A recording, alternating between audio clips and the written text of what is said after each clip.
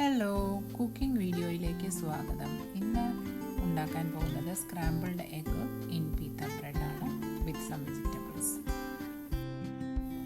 ചൂടായ പാനിലേക്ക് വെളിച്ചെണ്ണയോ അല്ലെങ്കിൽ ഏതെങ്കിലും കുക്കിംഗ് ഓയിൽ ഒഴിച്ച് അത് ചൂടായതിനു ശേഷം സവാള ഇട്ട് നന്നായിട്ട് വഴറ്റുക.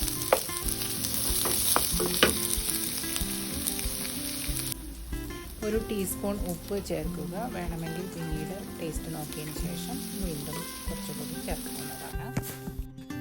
ഇതിലേക്ക് 2 ക്യാരറ്റ് ഗ്രേറ്റ് ചെയ്തത് ചേർക്കുക. എന്നിട്ട് നന്നായിട്ട് ഇളക്കി കൊടുക്കുക. ഇനി ഇതിലേക്ക് ചേർക്കേണ്ടത് ഒരു ക്യാപ്സിക്കം ചെറുതായിട്ട് അരിഞ്ഞതാണ്. നന്നായിട്ട് ഇളക്കി കൊടുക്കുക.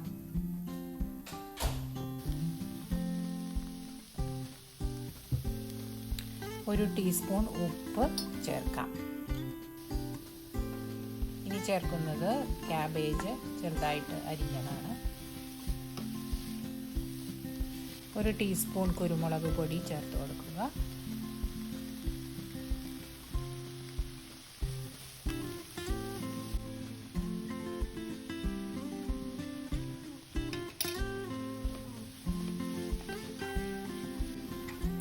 മൂടി വെച്ച് ഒരു 5 മിനിറ്റ് നേരം ഒന്ന് വേവിക്കുക. അധികം വേവൊന്നും വേണ്ട.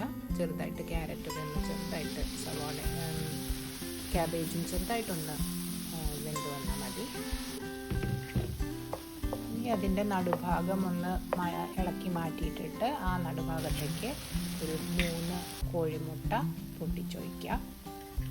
എന്നിട്ട് നന്നായിട്ടൊന്ന് ഇളക്കി കൊടുക്കുക. അതിൻ്റെ അകത്തേക്ക് ഒരു 1/2 ടീസ്പൂൺ കുരുമുളക് പൊടി, ഒരു 1/2 ടീസ്പൂൺ ഉപ്പ്. ഇത് ആവശ്യത്തിന് ടേസ്റ്റിനനുസരിച്ച് വേണമെങ്കിൽ കുറച്ചും കൂടി കൂട്ടി കൊടുക്കുക ഒക്കെ ചെയ്യാം. എന്നിട്ട് ഇളക്കി കൊടുക്കുക നന്നായിട്ട്. അതിൻ്റെ മുട്ട ഒന്ന് വെന്ത് വരട്ടെ.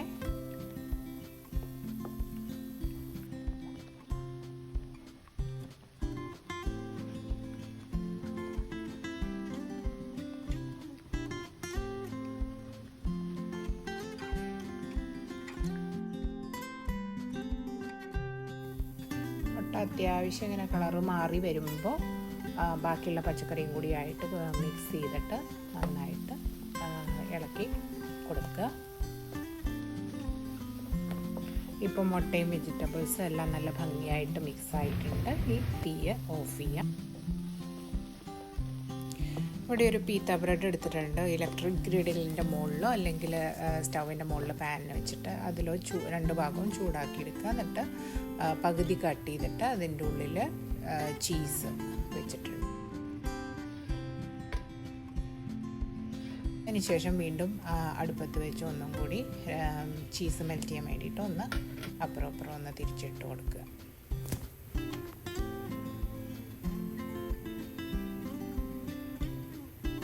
ചീസ് ഒന്ന് മെൽറ്റായി കഴിയുമ്പോൾ എടുത്തിട്ട് വേണം നമുക്ക് ബാക്കിയുള്ള ഫില്ലിങ്, റെഡിയാക്കി വെച്ച ഫില്ലിങ് അതിൻ്റെ ഉള്ളിൽ ചേർക്കാനായിട്ട്.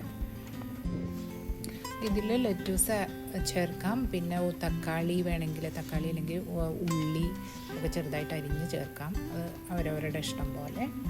ഇപ്പോൾ ഞാൻ ഫില്ലിങ്ങും ഇട്ടു, ലെറ്റൂസും ഇട്ട് വെച്ചിട്ടുണ്ട് ഇതിൽ. ഇനി അടുത്തതും ഇതുപോലെ തന്നെ ഫില്ല് ചെയ്ത് കഴിക്കാൻ റെഡിയാണ്. ഇത് പീത്ത ബ്രെഡ് വിത്ത് സ്ക്രാമ്പിൾഡ് എഗ് ഫില്ലിങ് ബ്രേക്ക്ഫാസ്റ്റിനോ ലഞ്ചായിട്ടോ അല്ലെങ്കിൽ ഈവൻ ബ്രഞ്ചായിട്ട് പോലും കഴിക്കാൻ വളരെ എളുപ്പമാണ് ഉണ്ടാക്കാൻ. നല്ല ഹെൽത്തി ആയിട്ടുള്ള ഫുഡാണ്. അപ്പോൾ എല്ലാവരും ഒന്ന് ട്രൈ ചെയ്ത് നോക്കി.